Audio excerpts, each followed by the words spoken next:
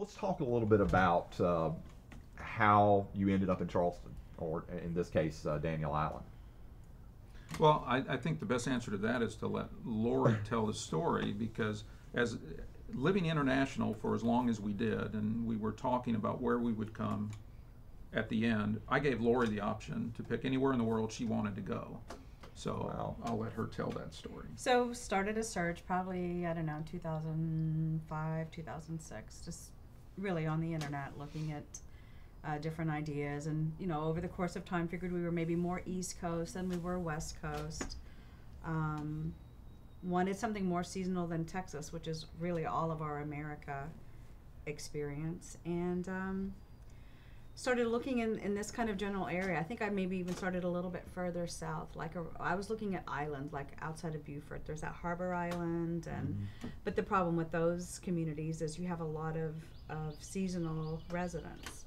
And we really wanted to live in a year-round community. And just looking online, and the thing that I love about Charleston, that we love about Charleston, is, you know, it has a lot of history for an American city. But it's a college town, so it's always going to have that young vibe, and, you know, a lot of energy, and, you know, good music scene and great restaurants, and it's on the coast. It's like it kind of became a no-brainer, you know, once we started narrowing it down. It was perfect. It was a perfect fit, and we've loved every second. She was making a trip with one of our daughters, bringing her back from school in Connecticut down to Texas. And they decided to swing through Charleston to actually see it. They met a realtor. I don't remember who that was. Burned in my memory. And my sons were born that. Yeah, that day. That's right. That day. That's right. And then it was, she was calling me on the phone in Charleston. Really like it. Found a realtor. Really like him. We found a house. Really like it. Write a check. Get a loan. And then we were doing this long distance. I was in Dubai. She was on the road to Texas. We organized to close the contract on the house and get all that stuff done, and we ended up buying the house. And yet, and obviously, you didn't move in straight away. Right. And you've been down here for how long now? We came October of last year, so 2010. But everybody came to meet the house in the summer of 2008. We rented out, because we had renters in this house, so we rented a beach house on Isle of Palms, and then we had really just amazingly nice renters, and they, you know, welcomed us in, and they let us explore, and, you know, that was the first time most of us even saw the house. I know. I remember when we were doing the transaction and communicating, and I think we had you on speakerphone when we did the actual close. Right. And right. And you had never been to the house, and you just written a fairly large check to. And I remember thinking to myself, he must trust Laurie's opinion a lot. Well, in the course of our marriage, I mean, he's bought 2 houses without me, and Okay. girlfriends of mine would be like, "Oh my gosh, how could you let him do that? You haven't seen it." And my response always is, "I let him father my children," which is a much bigger responsibility. I feel like if he can, you know, be the father of my children, he can definitely pick out a house. And I mean, they've always been good houses, though. Phew. Not sure about the kids. Well, tell me. I mean, obviously you've been here a little while. What are some of the things that y'all enjoy about Charleston?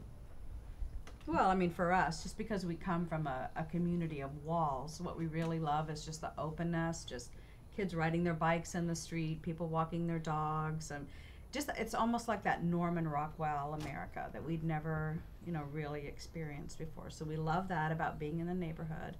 We get a lot of that around here. We can ride our bike that direction to the gym, ride our bike that direction to the restaurants, and I mean the city itself, it's so easy to get to. We go downtown 3, 4, 5 times a week. We never hesitate to go downtown. And I think the proximity to the water as well. Once we got here, we made the almost fatal mistake of going to the boat show. We saw boats. We kind of got the boat bug. Ended up buying a boat in March of this year, a small 21-foot kind of runaround Scout. And now we spend a lot of time on the water. We'll just go out to have lunch. We'll anchor somewhere, have lunch, have a bottle of wine, go out watch the sunset. I go out fishing quite a bit. It's fantastic. We dry stack at a Daniel Island Marina, which we didn't even know what dry stacking was, and that's amazing because you call them up and they put it in the water and they fill it with gas, and You just show up with your towels or whatever you need, and you go out for the day. You come back, and they Yeah. clean it up and put it away. I have And a friend of mine who used the Daniel Island Marina to do that. And Yeah. it was just, I thought it was a very clean process. It's so convenient to do that, and I think because of that, we use the boat a lot more than maybe we would if we had to trailer it, launch it, take Sure. it back out, clean it up, put it away. I just tie it up to the dock, say thank you very much, and they take care of it from there until I need it again. So.